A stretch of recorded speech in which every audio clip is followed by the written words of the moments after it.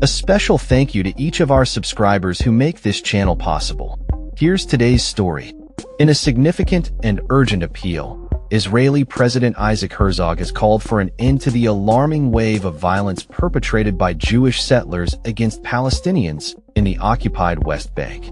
His remarks come in the wake of a particularly shocking incident where masked settlers launched a coordinated attack on the Palestinian villages of Beit Lid and Deir Sharaf, setting fire to vehicles and properties, and clashing with Israeli soldiers.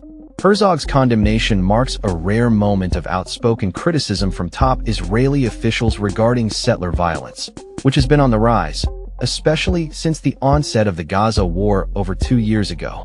Herzog, whose role is primarily ceremonial, emphasized that the violence committed by a handful of individuals has crossed a critical threshold, stating that all state authorities must act decisively to eradicate the phenomenon.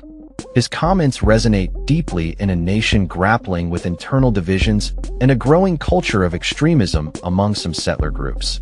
The incident on Tuesday saw dozens of settlers attacking the two villages, which are home to many Palestinian families engaged in the annual olive harvest. This time-honored tradition is increasingly becoming a flashpoint for violence, with reports indicating that October has seen the highest number of Israeli settler attacks on Palestinians since records began in 2006, with over 260 incidents documented. Echoing Herzog's sentiments, Chief of Staff of the Israeli Army, Eyal Zamir, stated that the military would not tolerate the actions of a minority of criminals who tarnish the reputation of law-abiding citizens.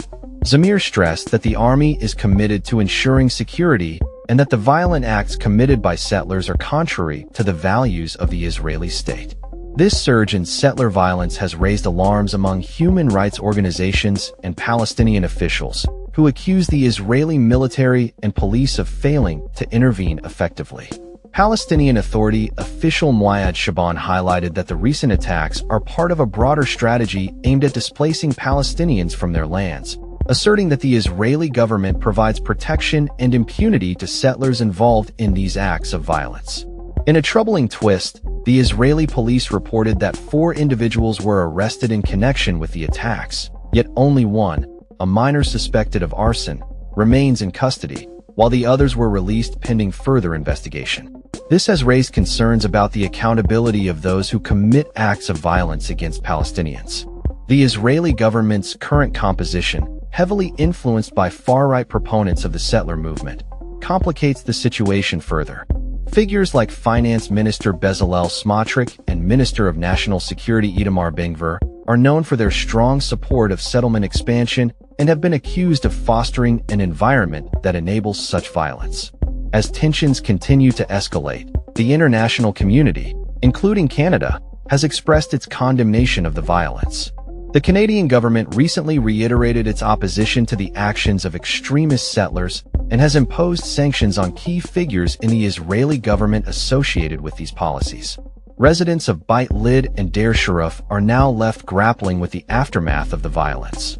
Many express a profound sense of fear and helplessness, hoping for a return to normalcy where their families can live without the threat of violence.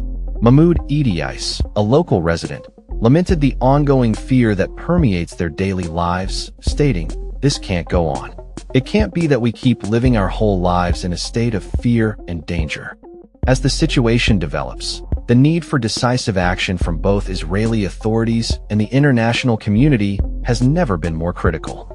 The ongoing violence not only threatens the safety of Palestinians, but also undermines the very fabric of Israeli society, calling into question the values of justice and coexistence that many aspire to uphold.